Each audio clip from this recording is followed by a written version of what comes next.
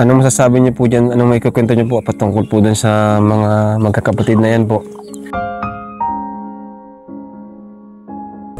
Pero anong gusto niyo po? Makapag-aral tong sila? Oo. Ayan. Hindi ko kaya silang paaralin kasi arawan lang ang trabaho. Tatawa siya.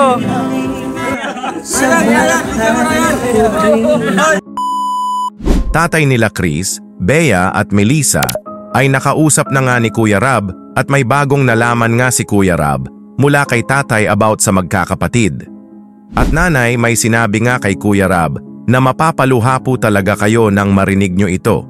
Ginagawa nga lahat ni Kuya Rab ang makakaya niya para mabago ang buhay ng magkakapatid na ang pagkamahiyain nila ay mawala. Kaya nag-swimming nga sila Kuya Rab with Chris, Bea at Melissa.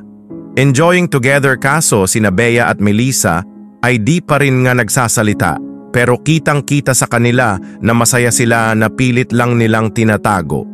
Pero si Chris nga ay medyo okay na nga at ang saya nga ni Kuya Rab nang makita niya si Chris na masaya at unti-unti nang nakikisalamuha sa iba. Bago po tayo magpapatuloy mga kalingap, ay wag po natin kalimutang suportahan palagi ang ama at founder ng Kalingap, Kuya Val Santos Matubang, at syempre din po Ate Edna Vlogs, Idol Kalingap Rab at Ma'am Jackie Tapia Matubang. Pati na rin po sa lahat ng charity vloggers, Kalingap Reactors, especially na po ang Karepa. Patuloy po nating suportahan mga Kalingap ang programa ng Team Kalingap sa walang sawang pagtulong nila sa ating mga kababayan. Nag-swimming nga sila Kuya Rab with Chris, Bea at Melissa enjoying together para masanay ang magkakapatid na makisalamuha sa iba. Kailangan po talaga ito dahil malapit na nga silang mag-aral. Kaya lahat ginagawa ni Kuya Rab para unti-unting mawawala ang pagkamahiyain ng magkakapatid. Ito po mga Kalingap, panoorin po natin ang swimming moments ng Team Kalingap with Chris, Bea at Melissa. Ito po. Ano? Enjoy lang tayo ngayon, wag kayong mahiya. Diba? Apir tayo, Bea. Apir. Bea. Oh. Ah! Apir.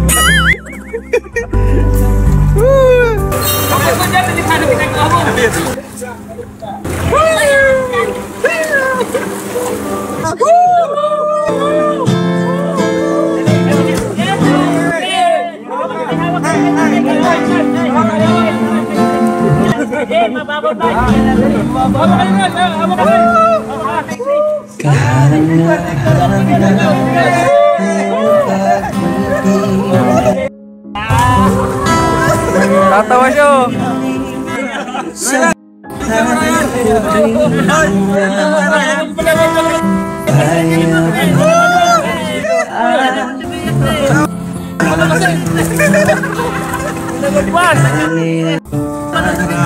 Sa'yo nakita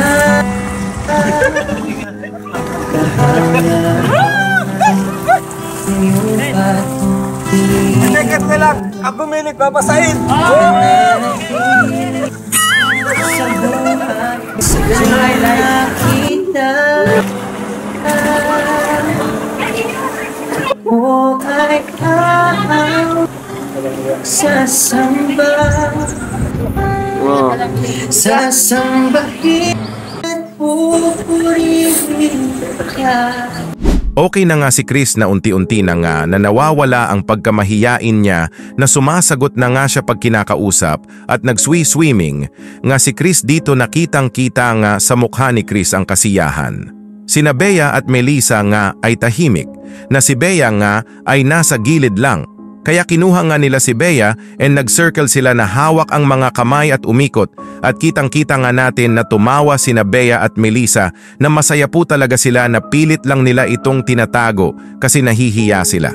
Pero alam naman po natin na di susuko si Kuya Rab hanggang magiging okay ang magkakapatid.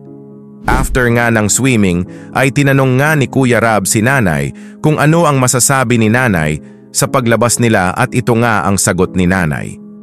Ano, Nay? Kumusta po?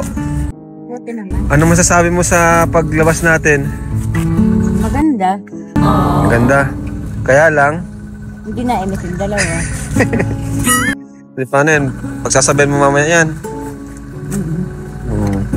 Mahirap yan pag ganyan sila palagi. Mag-aaral pati sila na, di ba? Oo. So dapat ay masanay na. Okay to si Chris, oh. Ano? Yan mabuti. Chris, fair tayo. Galing mo. Very good yan. Saka ito na, active si Chris, Maganda nga daw sabi ni nanay ang swimming experience niya with Team Kalingap. Kaya lang daw ay sina Bea at Melissa ay di nag-imik. Pag uwi nga daw sa kanila ay pagsasabihan niya sina Bea at Melissa. Si Chris nga ay medyo okay na nga kaya sobrang saya ni Kuya Rab para kay Chris na may improvement nang nakikita si Kuya Rab. Malapit na nga ang pasukan kaya kailangan po talaga na masanay na ang magkakapatid na makisalamuha sa iba kaya ginagawa lahat ni Kuya Rab ang lahat para sa magkakapatid. For the first time nga ay nakausap na nga ni Kuya Rab si tatay na may nalaman nga si Kuya Rab mula kay tatay about sa magkakapatid. Ito po mga kalingap. Panoorin po natin ang pag-uusap nila Kuya Rab at tatay ito po. Sa tingin nyo tayo po, itong dalawang, yung si, kasi okay na si Chris. Si Melissa at si na lang ang talagang di pa nagsasalita. Ganun po talaga sila tayo, yung dalawa. Oo. Sa tingin nyo tayo, sa inyo po nagmana kasi tahimik din kayo ay. Siguro. Siguro. Ano masasabi niyo po dyan? Anong may kukwento niyo po patungkol po dun sa mga magkakapatid na yan po?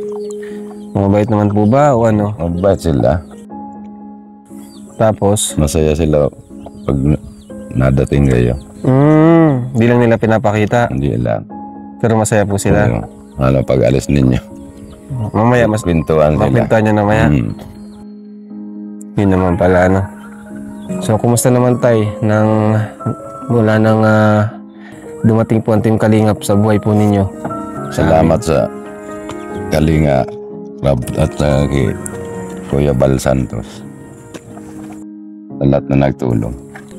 Kung wala ang Team Kalingap, hindi nyo po mapagkaaral po sila. Hindi sila magkaaral. Pero anong gusto nyo po? Makapag-aral tong sila? Oo. Ayan. Hindi ko kaya silang paaralin kasi arawan lang ang trabaho.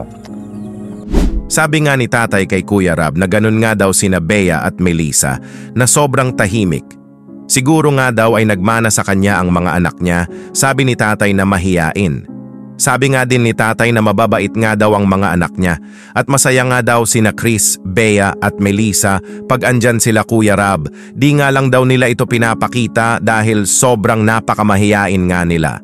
Nagkukwentuhan pa nga daw ang mga anak niya, sabi ni tatay, pag umalis na sila Kuya Rab na masaya po talaga sila pag bumibisita sila Kuya Rab sa kanila.